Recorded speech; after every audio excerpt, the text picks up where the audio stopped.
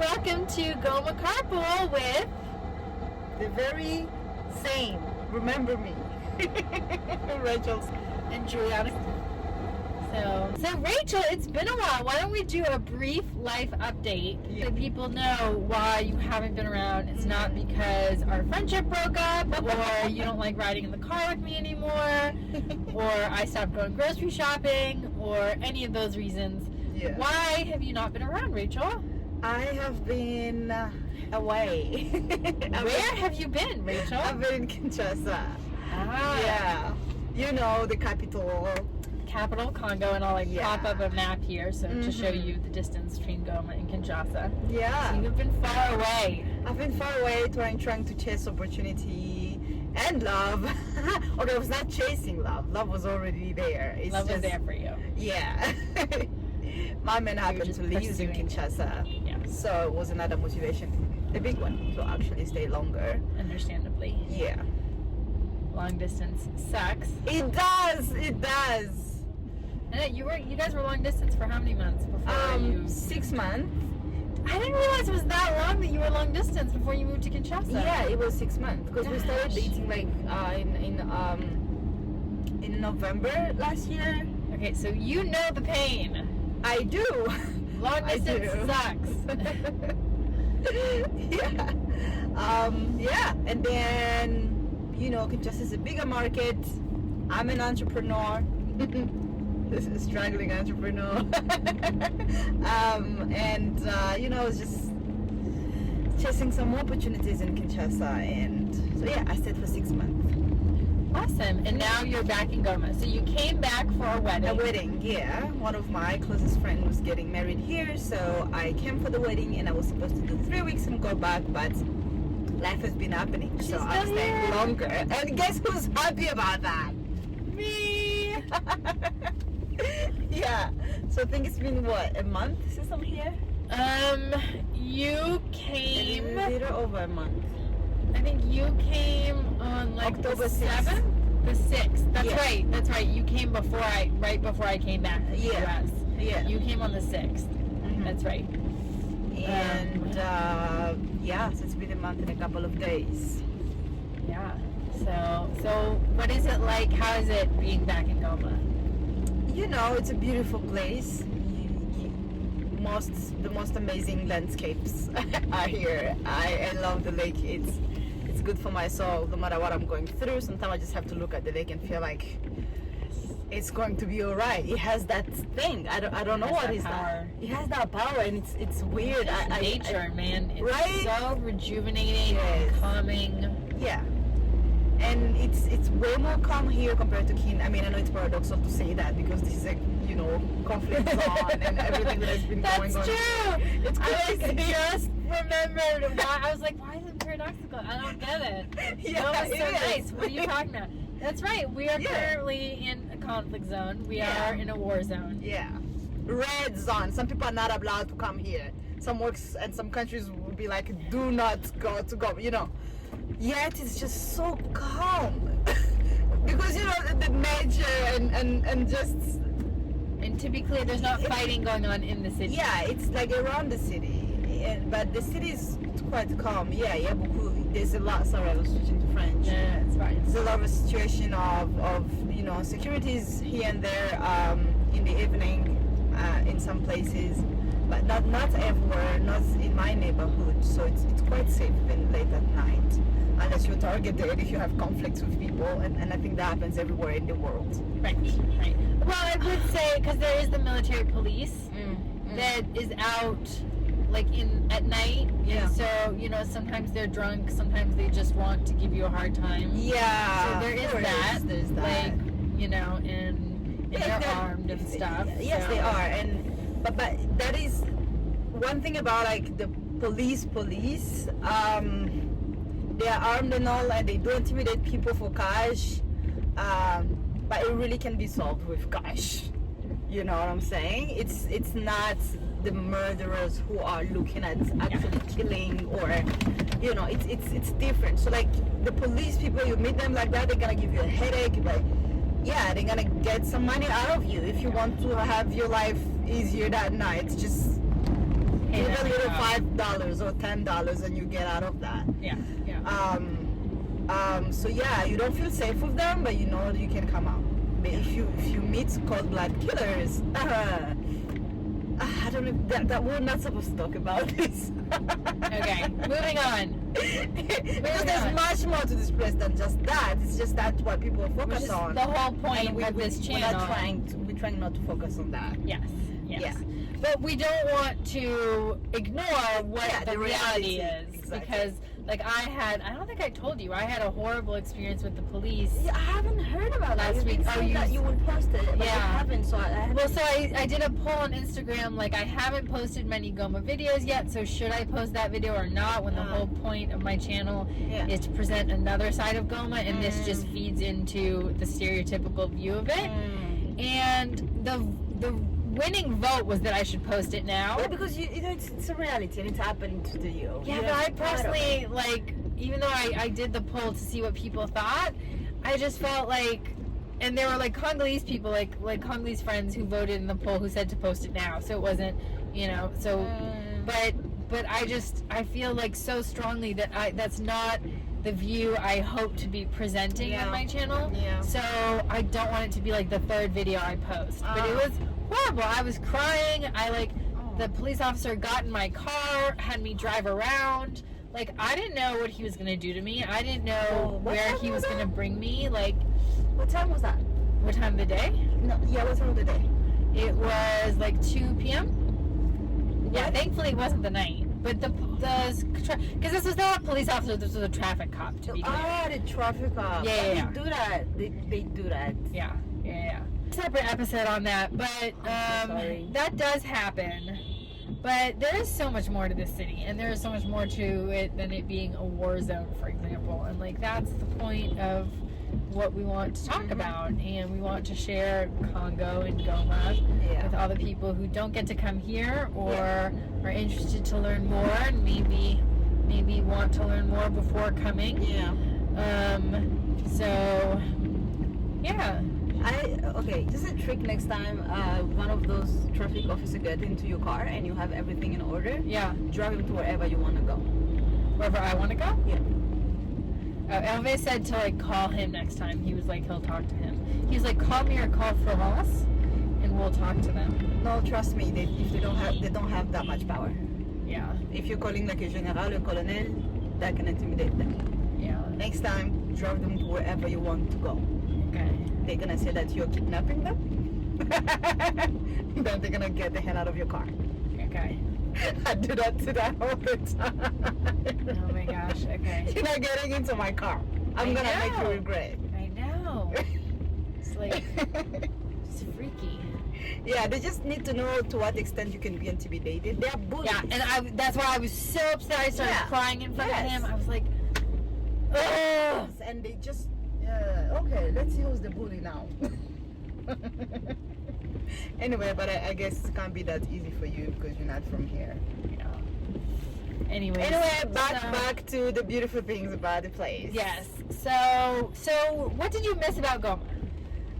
People, my people. I'm talking about my family and my few friends who are still here.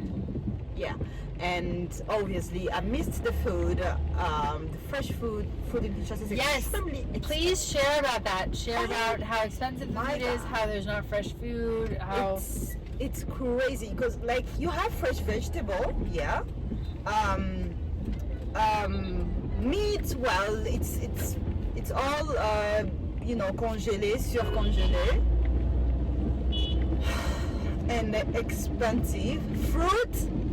Listen, a pineapple that is 1,000 or 2,000 here in Kinshasa, 2,000 francs. So that's like 40 cents. Yes, in Kinshasa is like 20,000 francs. 20,000 francs. So that's like $7, almost $7. Yes.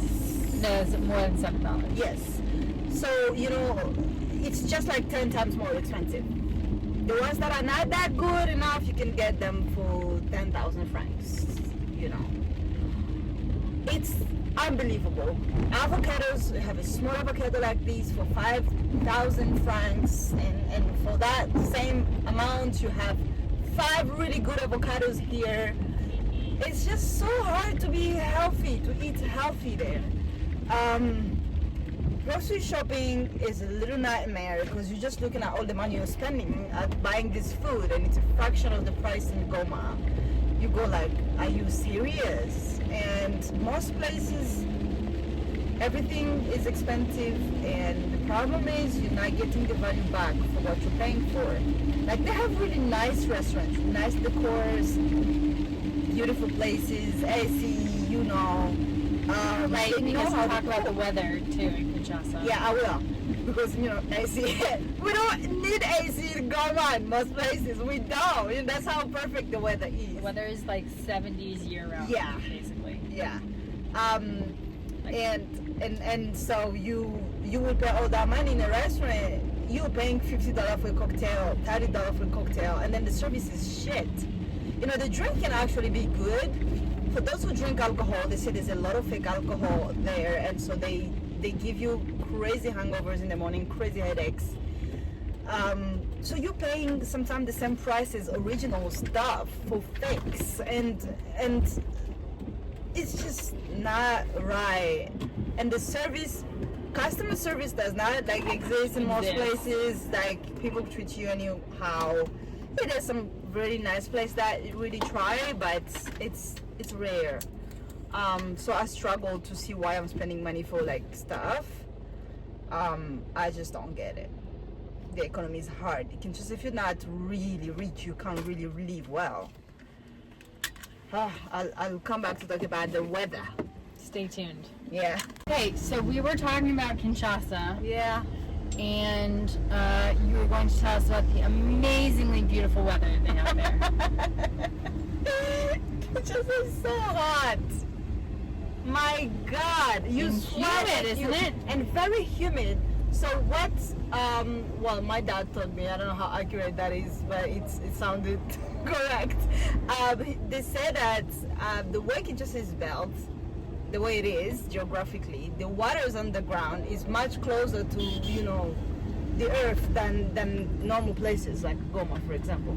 And so when it's like super hot, I'm talking how many degrees?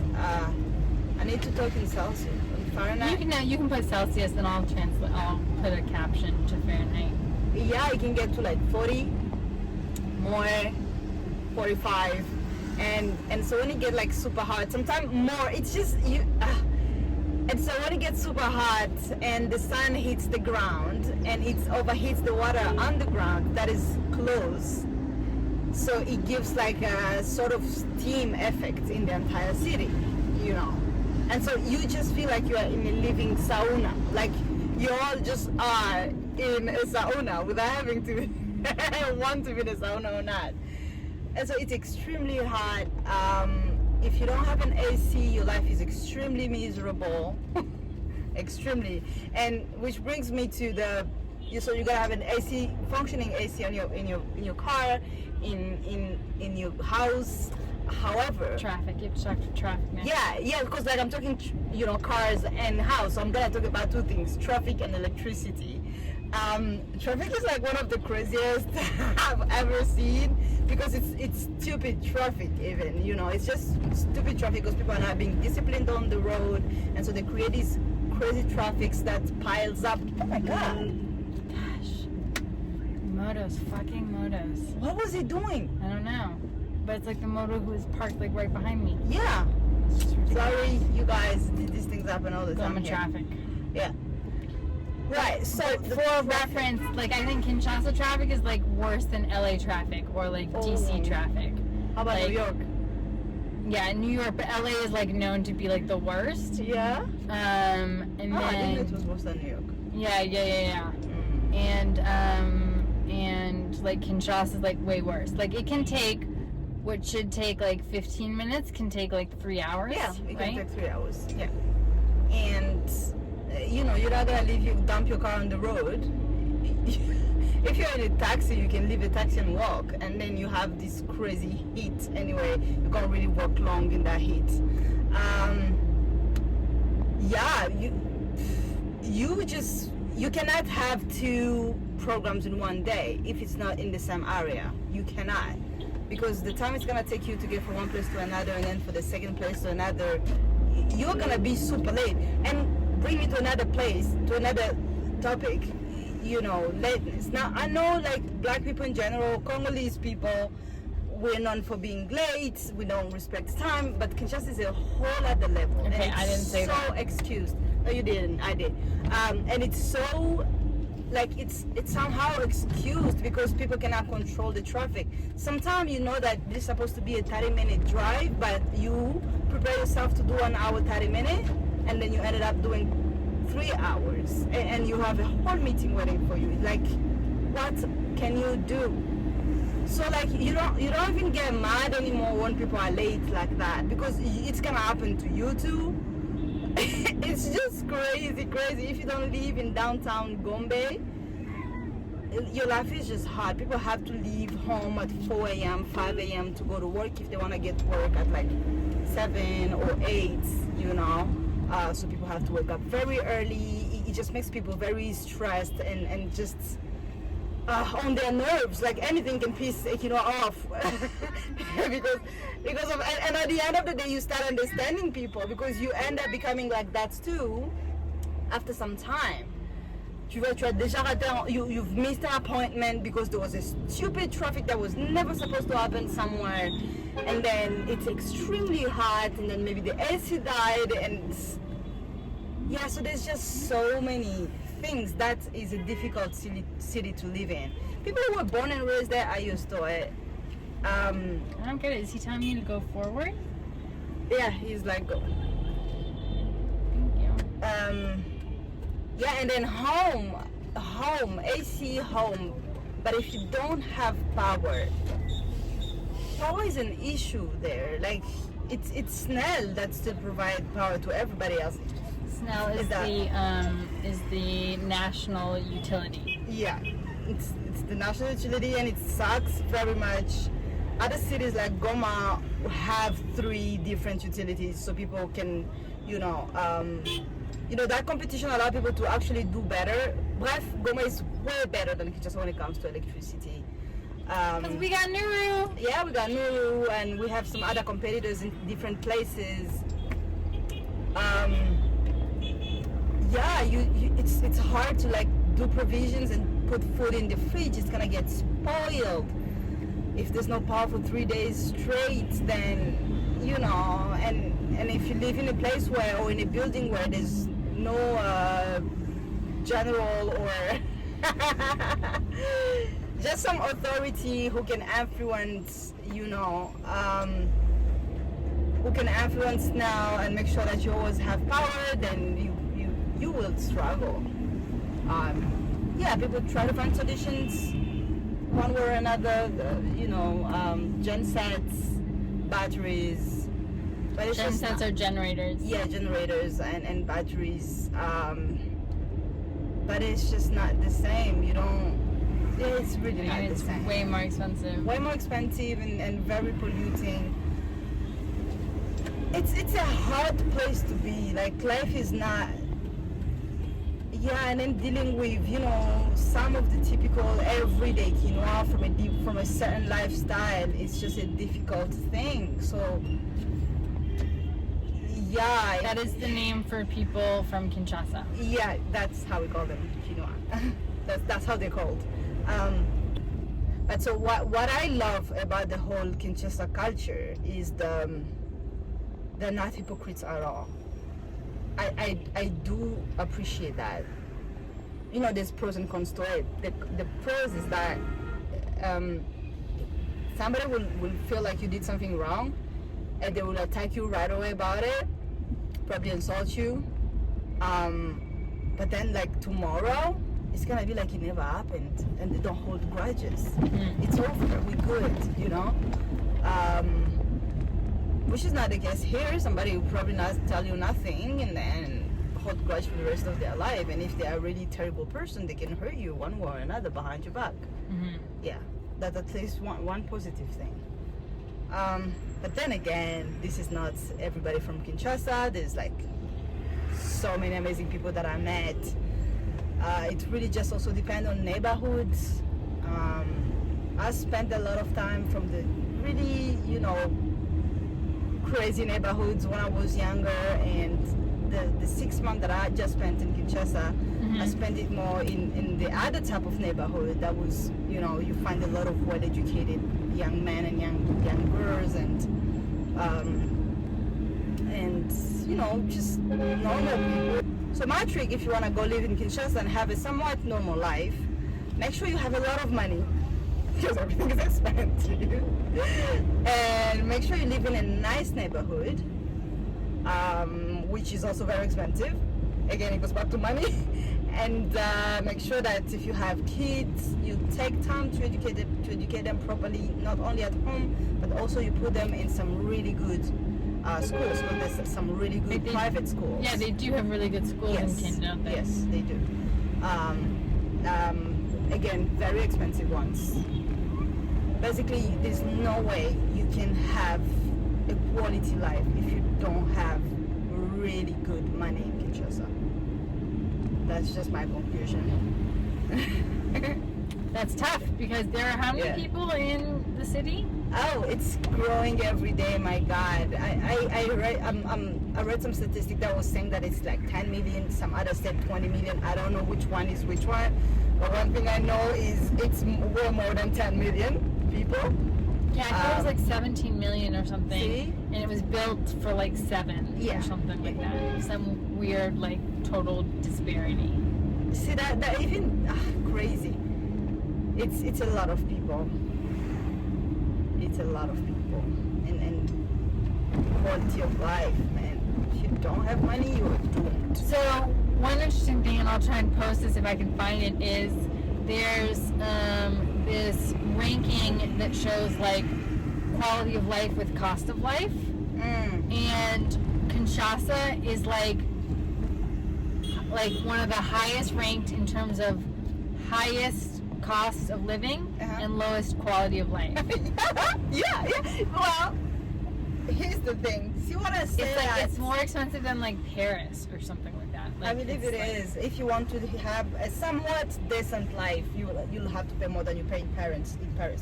And so, when I said in the beginning that everything is very expensive and you don't get the value back for it, that's what I meant. You will, here and there, some places, there's some business.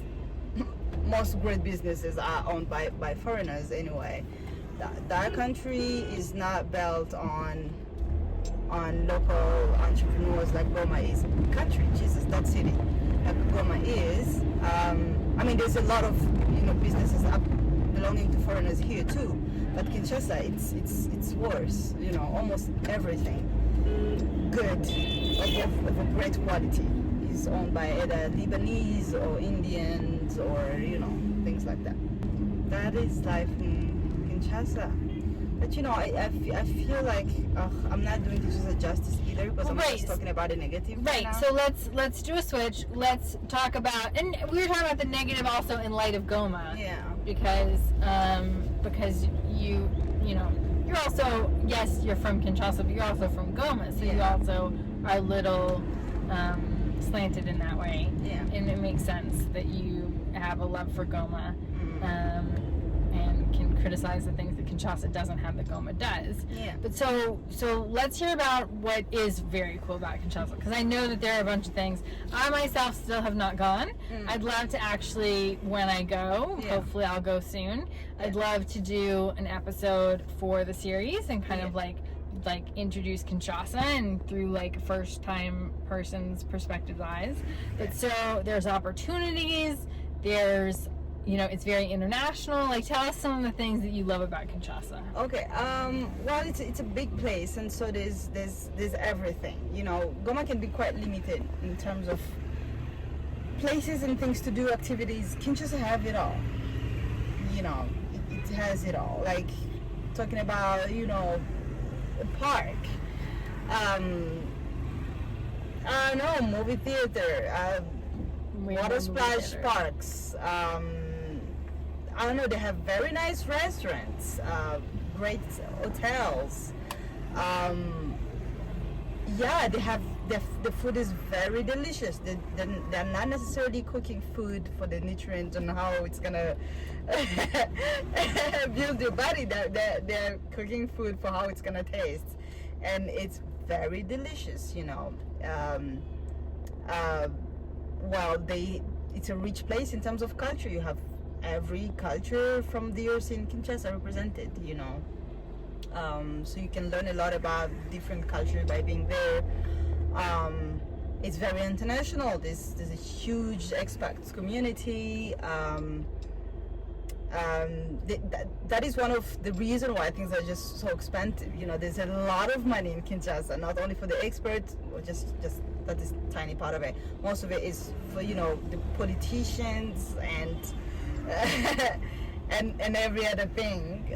There's a lot of money circulation in Kinshasa, which could also explain why people spend so much and are willing to spend so much on things that don't add as much value, because they just have that much money.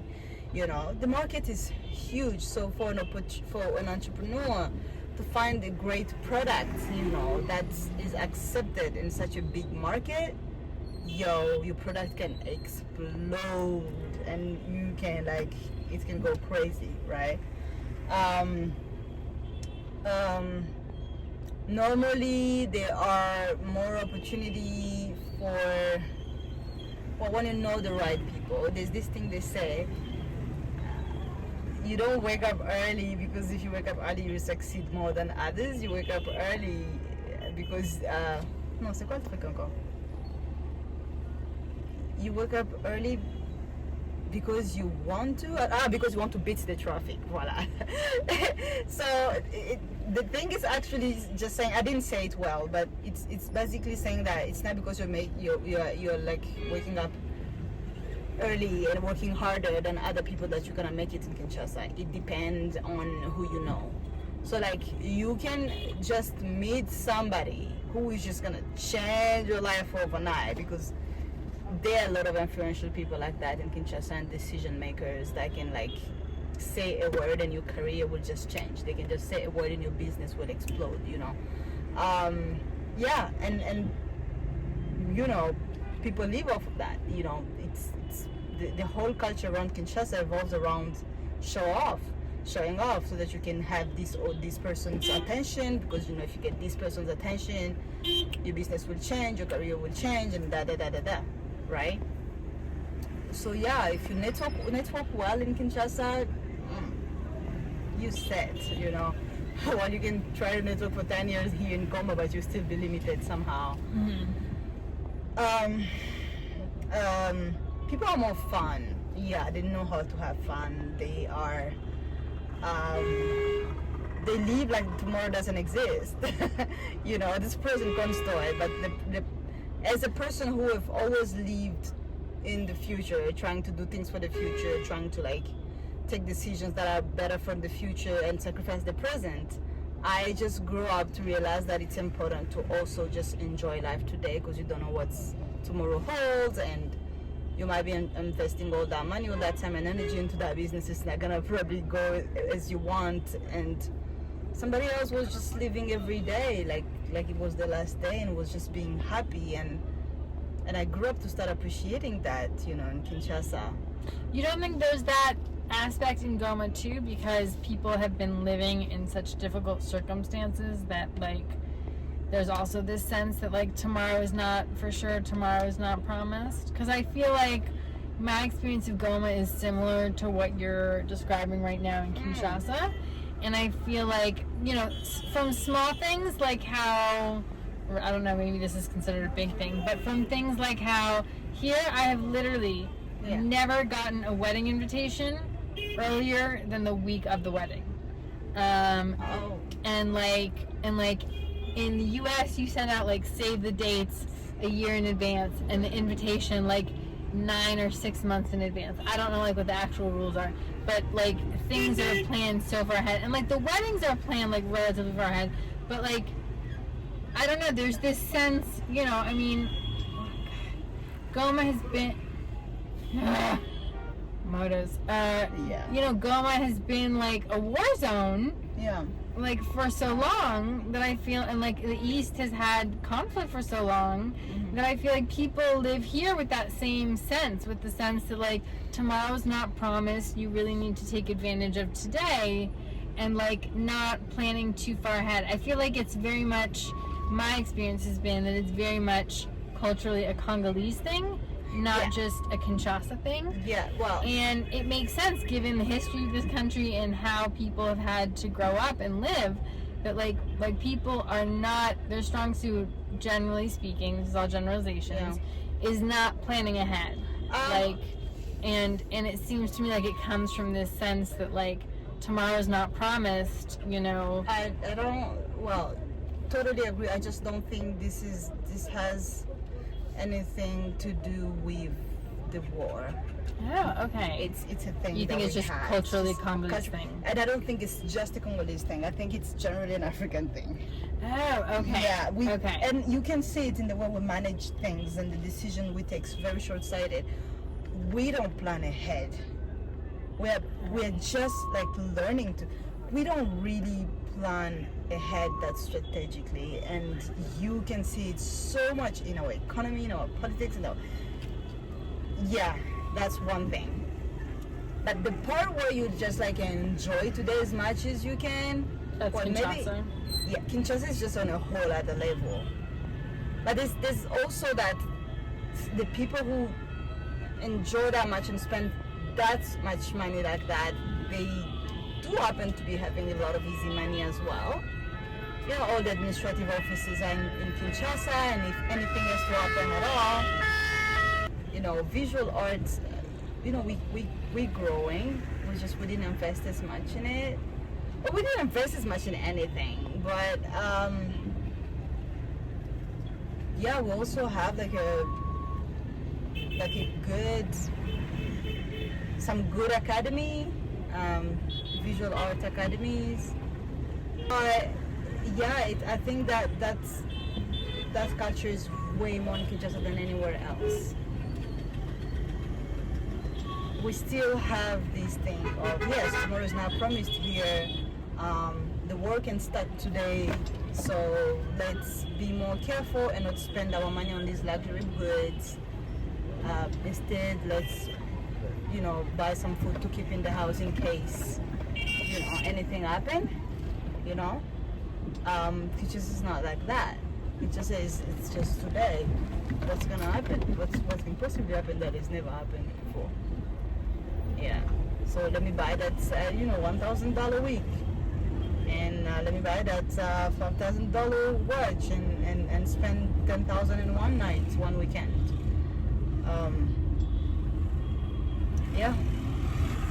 And show-offs are and the show-off culture, you know, will make you witness every type of fashion and beauty and clothes in Kinshasa. So it's beautiful to see. I mean, it's sometimes sad to look at the vanity, you know, of that, but it's beautiful to see how people respect their, you know, their attires and their appearance. It's so important to them, and people will give you the level of respect according to that. What car you driving? What are you wearing? How much gold is on your neck? I don't know if it's a positive or negative thing, but it's really part of the culture now. So it's just something that I learned to admire over time. I'm like, oh, okay. Yeah, donc c'est ça. And then what I love the most about Kinshasa, as I said again in the beginning, you know, my boyfriend is in Kinshasa and my baby sister in Kinshasa, so two of my favorite human beings are there. It's a reason by itself to you know, survive there. Yeah. And then my boyfriend will always go out of his way to make sure that I'm extra comfortable, that I have everything that I need, that everything that is supposed to be annoying is a bit easier on me. So yeah, I'm super grateful, and that's how I've been able to survive 6 months there. Wow, so I like this. This conversation took an unexpected turn. Yeah. But I like that we did this live update and got to learn a little more about Kinshasa and the differences between Goma and Kinshasa. Yeah. So, thank you, Rachel. You're welcome. And I look forward to, as long as you're in Goma, us doing more carpool videos. Yeah, absolutely. So, Absolutely. thanks for joining us. And see you on the next Goma carpool. Hey. Bye. Bye.